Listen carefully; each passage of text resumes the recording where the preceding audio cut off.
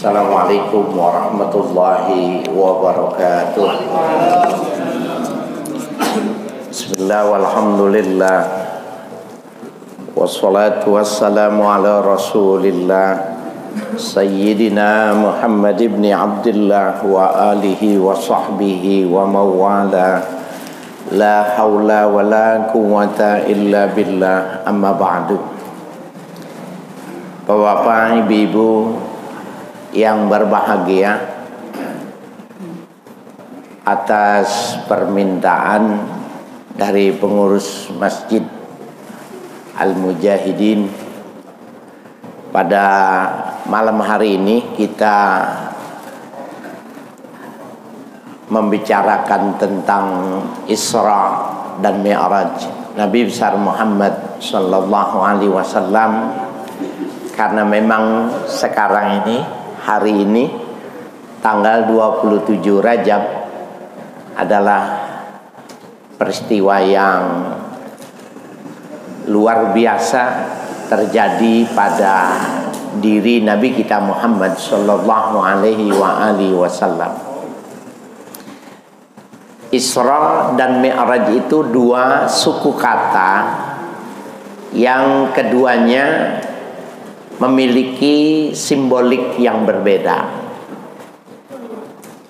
Biasanya orang menyebut Isra wal Mi'raj gitu, sehingga terkesan itu menjadi satu peristiwa.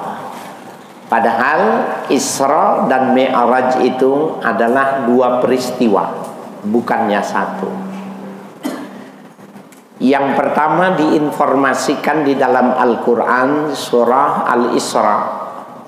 Subhanalladzi asra bi'abdihi laylam minal masjidil harami ilal masjidil aqsa. Maha suci Allah yang telah memperjalankan hambanya di waktu malam dari Masjidil Haram ke Masjidil Aqsa. Jadi, kalau bapak-bapak lihat sejarah, bangsa Arab pada waktu itu sudah biasa melakukan perjalanan perdagangan dari kota Mekah ke Syam, itu sudah biasa. Syam di zaman Nabi itu terdiri dari Syria, Yordania, Lebanon, dan Palestina. Sekarang menjadi 4 negara dulu yang disebut dengan Syam. Biasa mereka berdagang dari kota Mekah ya ke Syam itu. Dan perjalanan dengan menaik onta dari kota Makkah ke Baitul Maqdis itu 30 sampai 40 hari naik onta. Jauh.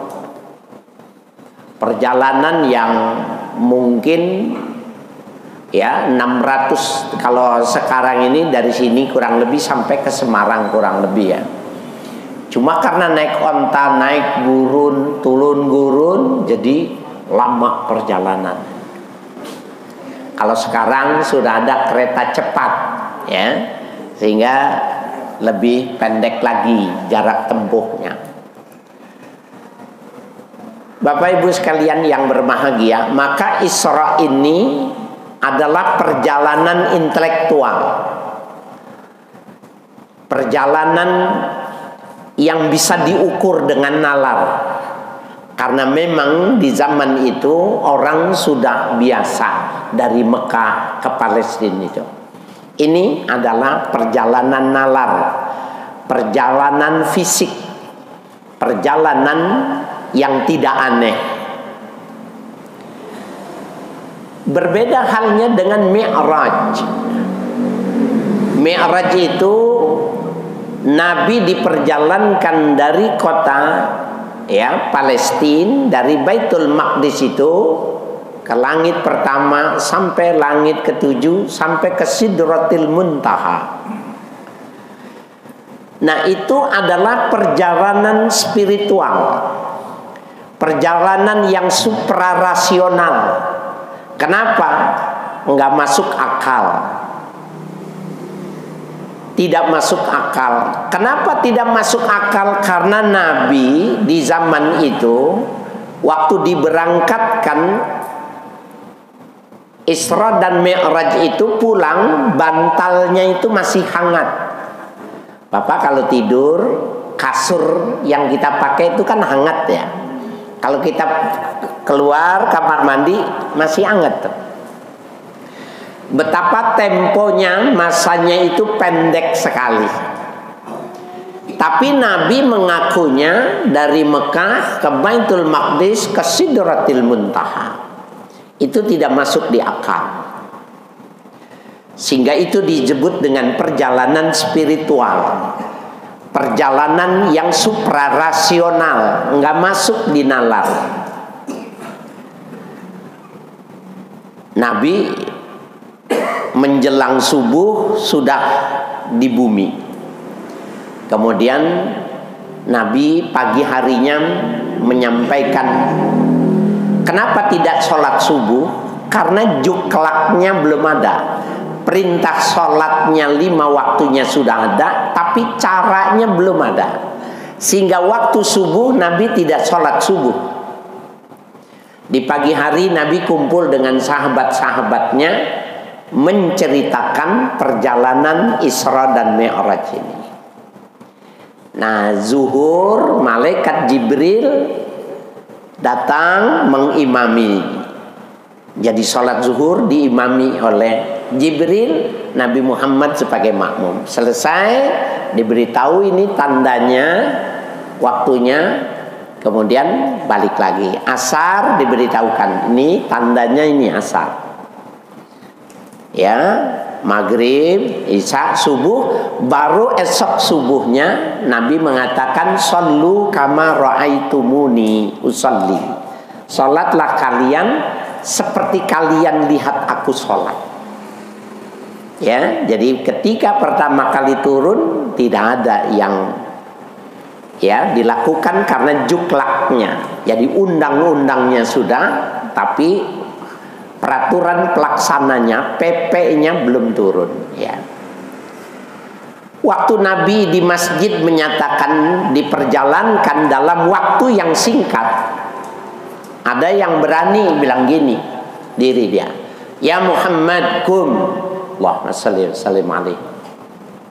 Wahai Muhammad, kau berdiri. Nabi berdiri. Irfa ya ihdar rijlaik, coba kau angkat satu kakimu. Diangkat sama Nabi. Warfa'il ukhra, angkat lagi kakimu yang satu.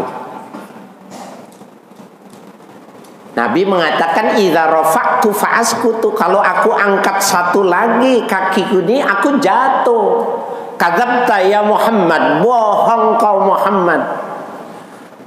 Orang 40 hari perjalanan dari Mekah ke Palestina, ngakunya ke Baitul Maqdis, tapi dalam waktu yang singkat.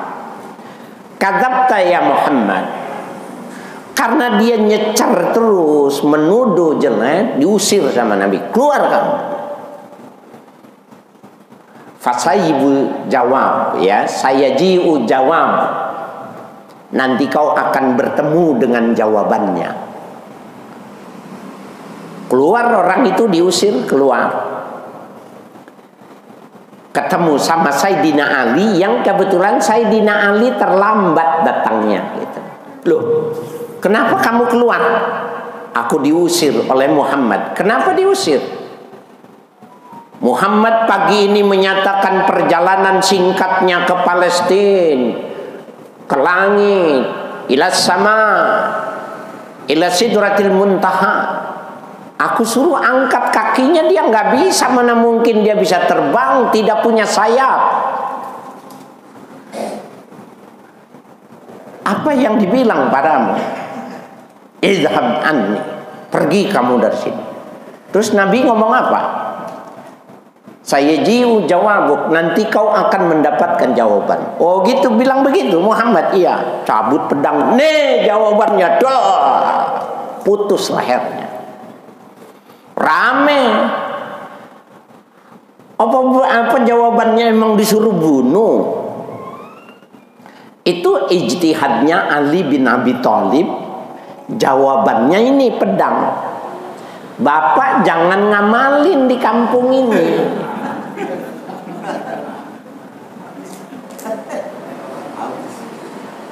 Wow golok datang no pasar. Kok lu percaya nggak sama Isra Mi'raj? Nggak percaya? Nih itu, insya Allah masuk ya kantor polisi. Bapak saya sekalian yang berbahagia, karena tidak masuk akal. Karena tidak masuk akal, dia tidak percaya. Ya, dia tidak percaya. Subhanallah, itu mengapa tadi saya sudah membuat fase dari Mekah ke Palestina itu adalah perjalanan fisik, perjalanan intelektual bisa dihitung.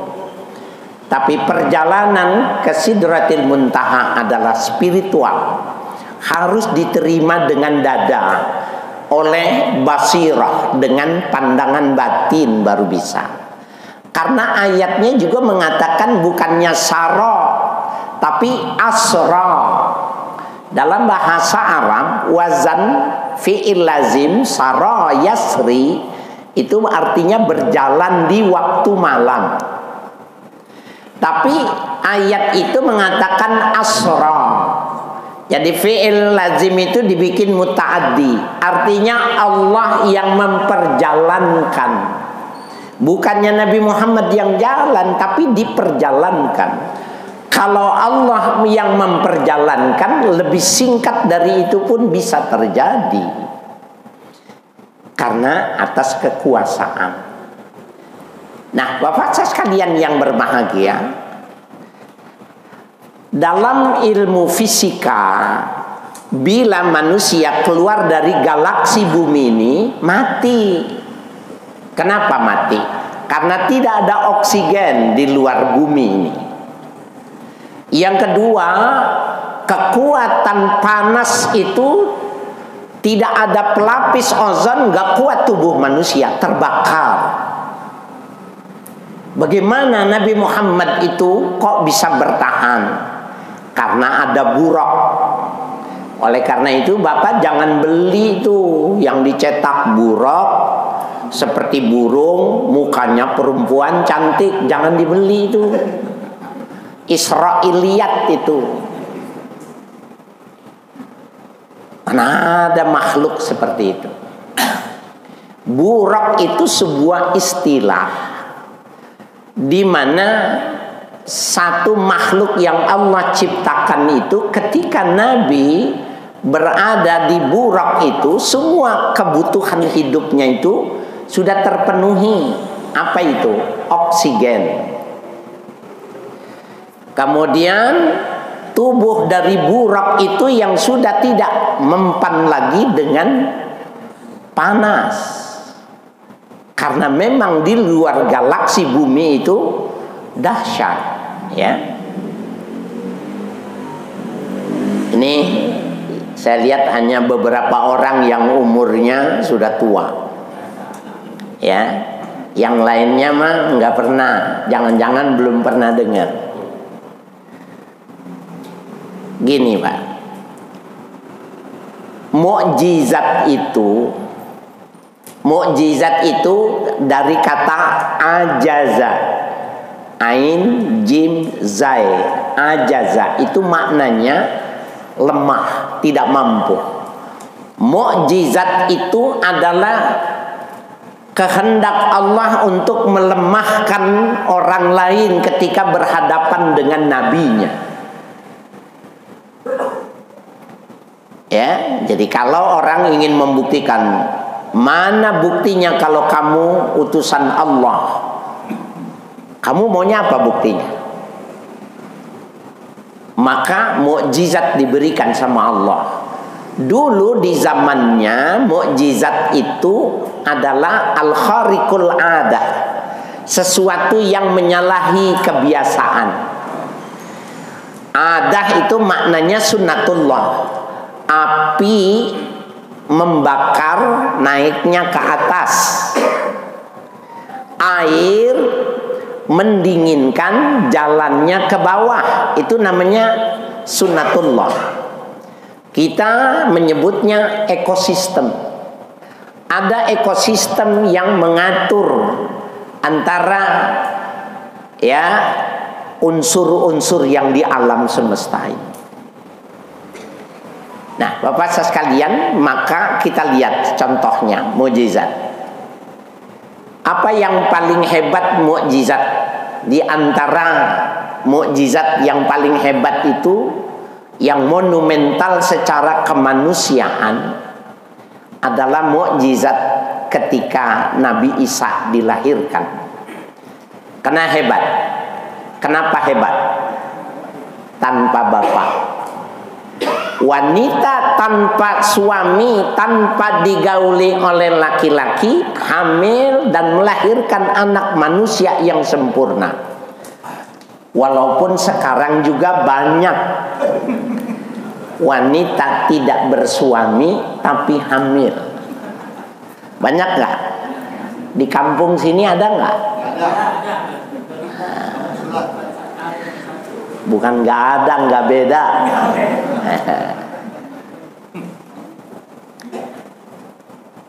Dulu itu mukjizat, sehingga Siti Maryam itu difitnah sebagai wanita pezina, sehingga Isa sendiri dalam gendongannya, dalam bayi yang menjelaskan dia adalah utusan Allah, bayi ngomong untuk menetralkan bahwa ibunya bukan pezina. Ini mukjizat. Mukjizat ini pada perkembangannya itu adalah ilmu pengetahuan.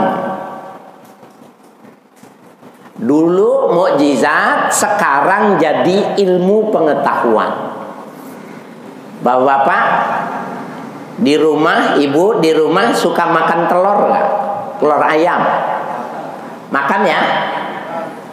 Jangan cuma makan doang. Pernah nggak ke kandang? Ke kandang telurnya pernah nggak? Oh, di Sawangan tuh banyak tuh. Bogor pinggir itu banyak. 3.000, 2.000. Lihat, sekian ribu petelur itu semuanya babon, semuanya perempuan. Ada jagonya nggak? Nggak ada. Tidak ada ayam jago satu pun, tidak ada. Kenapa bisa bertelur? Dulu mukjizat, tapi pada perkembangannya dia adalah sebuah teknologi, sebuah ilmu pengetahuan. Ayam itu setelah 100 lebih telurnya, maka dia jadi pedaging, sembelih. Telurnya ditetaskan dengan mesin, masuk kandang lagi, berputar lagi. Tidak tanpa ada jago. Kalau lahir jago, jual. Itu yang dijual di warung-warung itu jago. Yang perempuan tidak dijual.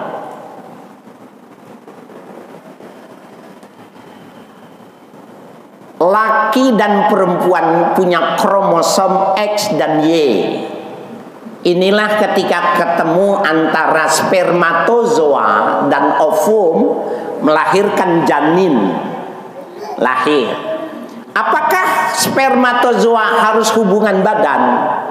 Suntik, kasih makan purnya yang memenuhi kriteria X, maka ayam itu terangsang, bertelur, dan bisa ditetaskan. Dulunya mukjizat.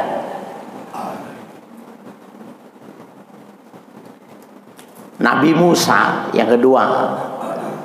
Nabi Musa ketika kejepit, diserang, didorong, dirangsek oleh Fir'aun dengan bala tentaranya, menurut akal itu mati. Tapi Allah mengatakan, pukul laut itu dengan tongkatmu. Maka ketika dipukul, laut itu berpisah, sehingga dia bisa masuk. Ketika dia sudah masuk, Fir'aun datang, air itu bisa menyatu lagi. Itu mukjizat dulu. Sebenarnya Allah ingin mengatakan bahwa ilmu pengetahuan itu seperti itu. Benda cair itu ada BJ-nya. BJ itu berat jenis, ada BJ-nya. Air, gelas masukin air setengah, air di bawah, masukin minyak goreng, ya, maka minyak akan di atas karena berat jenisnya kalah.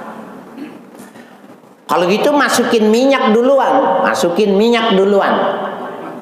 masukin air, maka minyak akan naik ke atas. Karena BJ tidak sama, maka BJ menentukan kualitas. Bapak kalau ke Syria, ya, ke Yordania, di Yordania itu adalah pertemuan Bahrain, Yaltaqiyan, dua laut yang bertemu begini. Laut merah dan laut hijau begini, tapi airnya tidak menyatu karena BJ-nya tidak sama. Bapak-bapak, yang paling berat ini mah nggak ada yang berat 150 kilo. Suruh terjun ke laut, ngambang tuh di Laut Merah, nggak bisa tenggelam. Berarti Allah sedang mengajarkan metode kimiawi bahwa BJ itu memisahkan benda. Maka para fuqaha, pakar-pakar fikih, ulama-ulama fikih mengatakan, apabila seseorang ibu yang habis menggoreng kemudian tangannya penuh dengan minyak, bengkel montir yang tangannya penuh dengan oli, kemudian dia berwudu, maka wudunya sah karena BJ air lebih besar, lebih kuat ketimbang minyak, walaupun setelah dibaca air itu kalis, kering lagi. Kenapa? Begitulah berat BJ. Itu ulama belajar mendalami sejauh itu, Bapak sekalian yang berbahagia. Dua. Nah, yang ketiga, Isra Mi'raj. Kalau Muhammad mengatakan keluar dari bumi hanya dalam waktu sekian, waktu yang sangat pendek, mati dong, terbakar dong, mati karena tidak ada oksigen selain di galaksi bumi, nggak ada. Sekarang Amerika sedang menawarkan tur ke Mars, tur ke bulan dengan harga 7 miliar. Bapak masih ingat tanggal 20 Juli 1969, 20 Juli 1969, Neil Armstrong yang terikat dalam sebuah tim Apollo 11 mendarat di bulan tahun 69. Ulama-ulama di Jakarta semua, di Jawa, di Sunda mengatakan, siapa yang percaya orang kafir ke bulan hukumnya kafir, termasuk di larangan. Buka sejarah. Siapa yang percaya Neil Armstrong, orang kafir yang matinya tidak mengikuti Al-Quran itu masuk neraka. Kalau dia mengklaim bisa ke bulan, kafir hukumnya. Ulama-ulama dulu jangan dimarahin, emang baru segitu pemahamannya.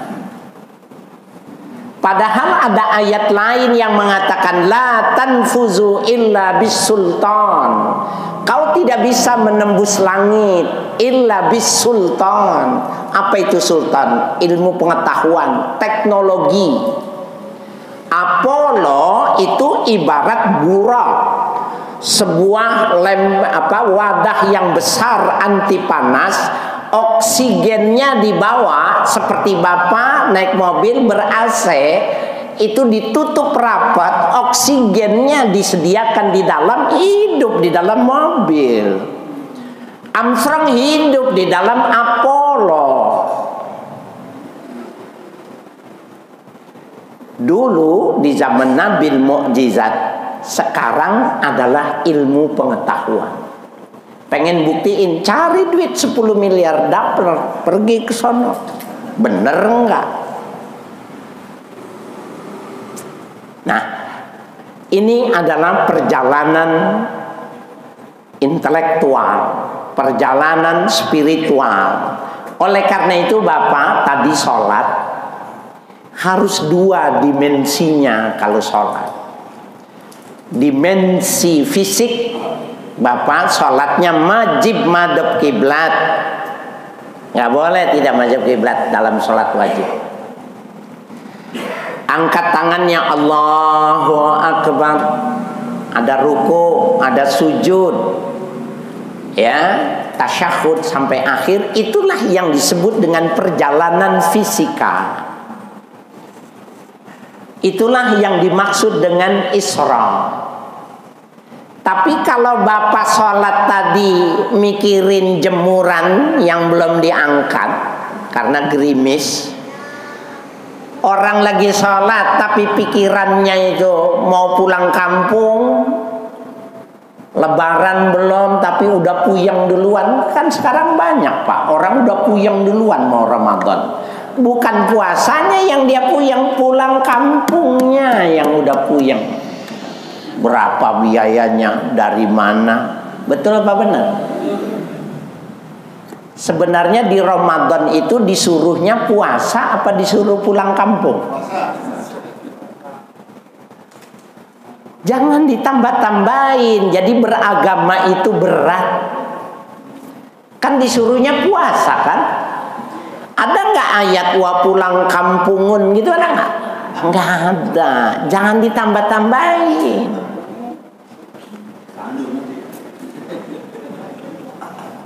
Gak ada Bapak. Nah, pulang kampung itu orang tua menyesal, orang tua akan sedih kalau bertemu orang tuanya cuma 1 tahun sekali dan kudu Ramadan. Gak ada kaitannya pulang kampung dengan Ramadan, gak ada kaitannya. Disuruhnya puasa. Nah itu yang masuk ketika sholat Allahu Akbar, tiket udah mau habis, duit belum cukup. Nah itu namanya dia cuma Isra tapi tidak Mi'raj. Kalau Mi'raj spiritual, koneksi antara spiritual dan intelektual itulah yang disebut dengan khusyuk.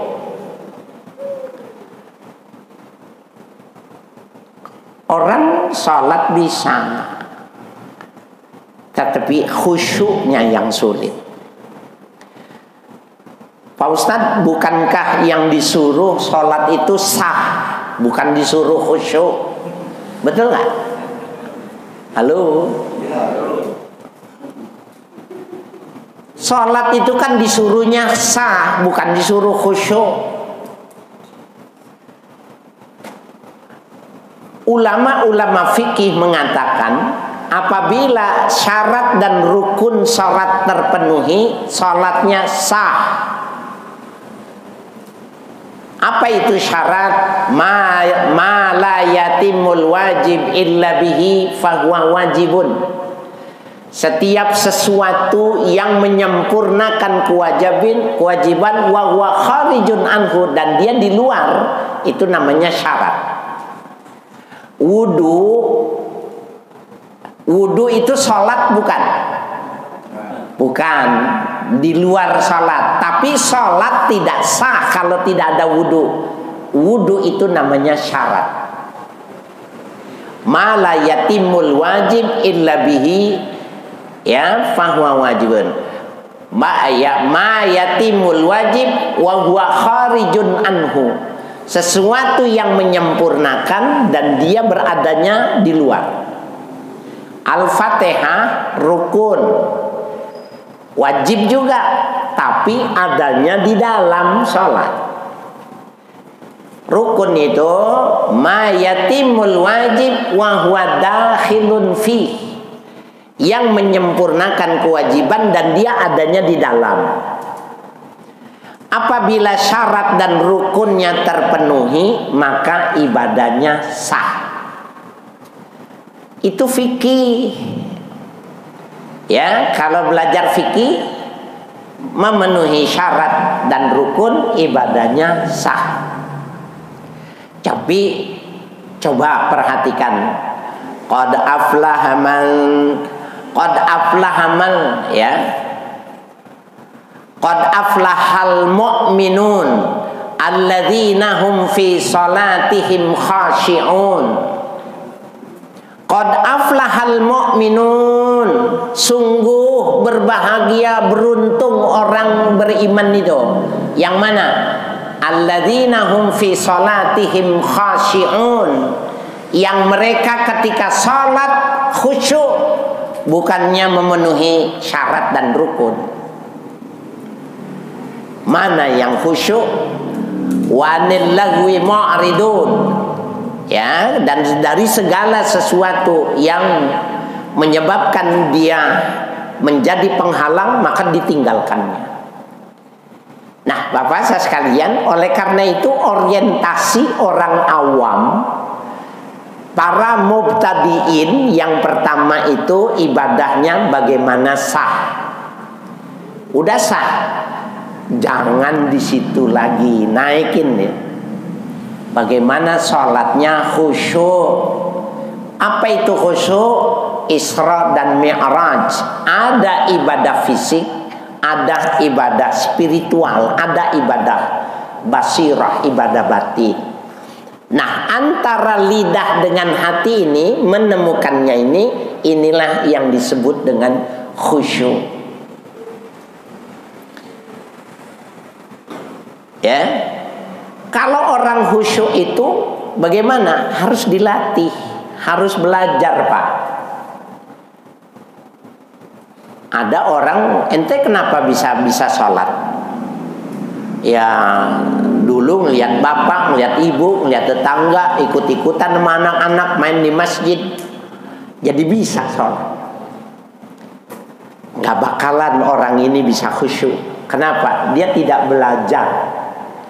Bisanya ikut-ikutan. Nah, sehingga dikatakan as-shalah mi'rajul mu'min. Salat itulah yang namanya mi'rajnya orang mukmin. Jadi jangan fisiknya saja, tetapi batinnya juga harus terlibat dalam salat itu. Kita khusyuk biasanya nggak jauh dari takbiratul ihram. Allahu Akbar, itu masih utuh tuh. Alhamdulillahirabbil alamin, keluar tuh. Oleh karena itu Bapak saya sekalian, nih, ini makruh semua nih. Ya, ini makruh ini. Karena tidak mungkin orang bisa khusyuk kalau melihat gambar, kalau melihat motif. Jadi Nabi, istri Nabi Sayyidah Aisyah itu pernah diberi kiram. Kiram itu kain yang ada motifnya. Dulu motifnya itu nggak seperti sekarang. Kain yang ada motifnya oleh Sayyidah Aisyah ditempelin tuh di jendela. Nabi sholat. Selesai sholat, maka istrinya dipeluk. Nabi ngerayu, hordengnya bisa dilepas nggak? Sholatku terganggu. Bayangin ya, sholatnya Nabi terganggu dengan motif garis-garis. Masa kita tidak terganggu dengan motif yang berbunga ini? Hebat bener kita. Oleh karena itu Bapak sekalian, dalam kaidah fikih itu nggak boleh sholat merem, nggak boleh, makruh. Tapi bagi sholat yang tidak memungkinkan dia untuk tidak merem karena banyak motif, meremnya menghilangkan kemakruhan. Karena khusyuk adalah derajat dari satu sholat. Jadi kalau beli karpet itu yang polos, tapi yang polos kasar rusak, hijau doang tuh, yang zaman dulu tuh. Nah itu yang benar. Jangan ada motif. Sholat nih, Allahu Akbar, imamnya lama, dia liatin, ya, liatin nih. Assalamualaikum warahmatullah. Assalamualaikum warahmatullah. Tanya, yang garisnya miring mana? Nih, tadi ya. Tahu dia kiri makanan. Oh, ini nggak simetris, ini kurang. Tahu dia, orang dilihat. Inilah yang di dalam hadis Nabi, huwa ikhtilasy syaitan. Itulah curiannya setan. Kapan? Ketika mata melihat motif. Kapan? Ketika seseorang mendengar sesuatu. Oleh karena itu latihan salat khusyuk itu. Bagaimana caranya? Talaffuz pertama. Talaffuz itu salatnya, baca Qur'annya harus benar. Belajar, karena berubah makna, berubah bacaan, maknanya berubah. Alhamdulillahi Rabbil Alamin. Segala puji bagi Allah, pemilik alam semesta. Bedain. Alhamdulillahi Rabbil Alamin. Ain tidak tegas, makharijul hurufnya menjadi alif. Segala puji bagi Tuhan yang sedang sakit, yang kesakitan. Alamin dengan alamin. Kunci pintu, kunci tes satu-satu baca Fatihah. Lulus baca Fatihah, boleh pulang tidur sama istrinya di rumah. Yang tidak selesai, tidak lulus, tidur di masjid. Kira-kira ada yang tidur di masjid gak? Belajar talaffuz. Yang kedua tarajjum. Kita besok Bapak jangan cuma menghatamkan Al-Quran. Coba latihan ya, menterjemahkan Al-Fatihah. Jadi jangan bacanya panjang-panjang.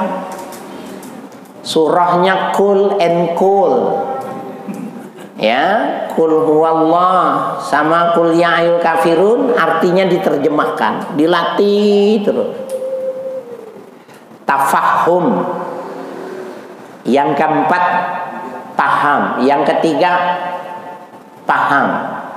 Tanya, saya terjemahannya udah tahu nih Pak Ustadz, ini maksudnya apa nih? Tanya. Dan yang terakhir tadabbur, menghayati dari bacaan itu. Afala yatadabbarunal Qur'an am ala qulubihim akfaluha. Mengapa mereka tidak tadabburkan Al-Quran? atau di dalam hatinya ada gembok yang keras, sudah karatan tidak bisa dilepas, sehingga setan mudah menariknya.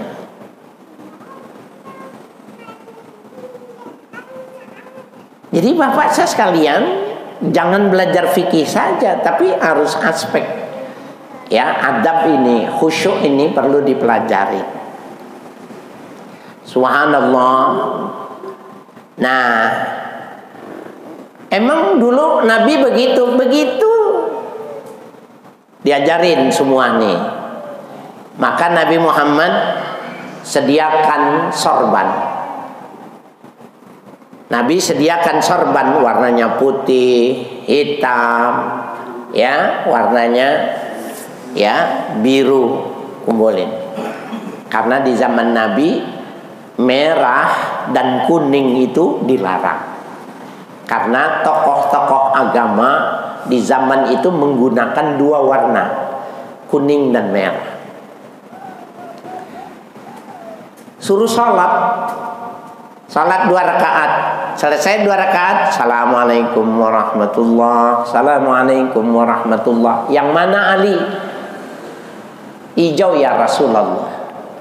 Rasulullah tersenyum. Kenapa tersenyum? Berarti tadi lagi sholat mikirin cocoknya warnanya apa sama kulitnya. Ya, cocoknya warnanya apa?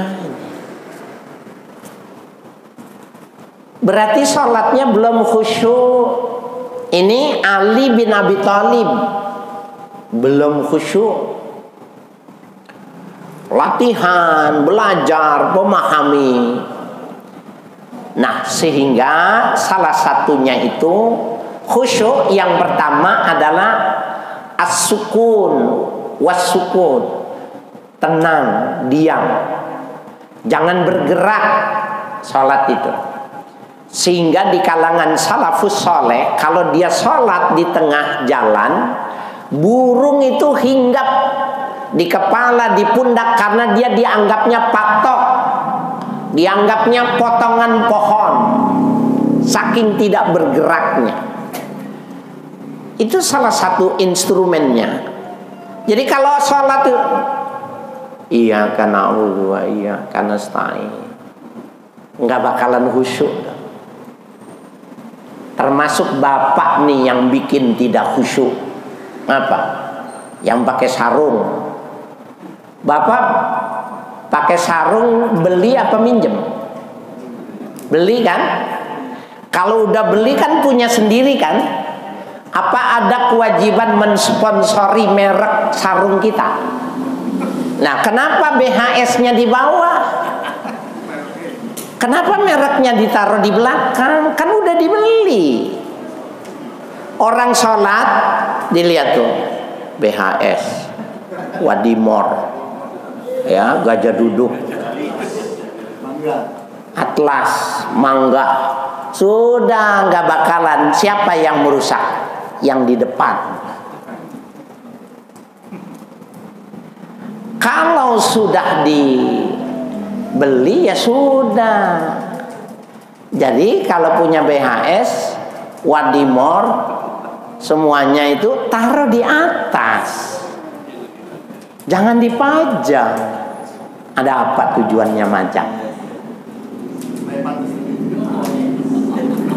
Mana tambah pantas bergaya, iya, biar dibilang sarungnya mahal.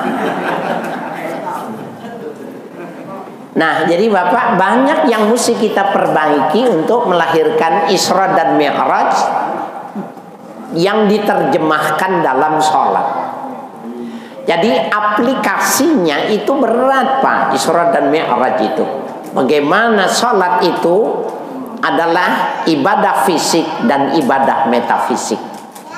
Fisik susah, tapi yang metafisik lebih susah. Nah, Mi'raj itu khusyuk. Ya, tadi kan Nabi senyum tuh ya, anak-anak muda nggak lulus karena dia sudah bisa menentukan warna setelah salam. Itu langsung ditanya, maaf ya, ya, Ketika orang itu mengatakan ahmar ya Rasulullah, aswad ya Rasulullah, berarti sholatnya tidak khusyuk. Coba lagi terus. Perang, ketika terjadi perang, ada sahabat Nabi yang pundaknya kena anak panah, masuk ke dalam. Kalau nggak dicabut mati nih karena darahnya terus. Dicabut setengah mati karena ujungnya itu menoreh. Maka sahabat Nabi ini bilang gini, aku mau sholat, nanti waktu aku sujud kau cabut ya. Allahu Akbar. Sholat nih.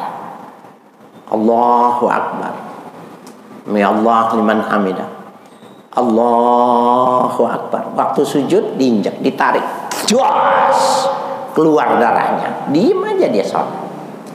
Tahiyatul mubarakatuh. Darah. Assalamualaikum warahmatullah. Assalamualaikum warahmatullah. Blek pisan. Kesakitan. Tapi lagi sholat tidak berasa. Itu yang namanya mi'raj. Ini lagi musim hujan, sholat, digigit nyamuk, berasa nggak?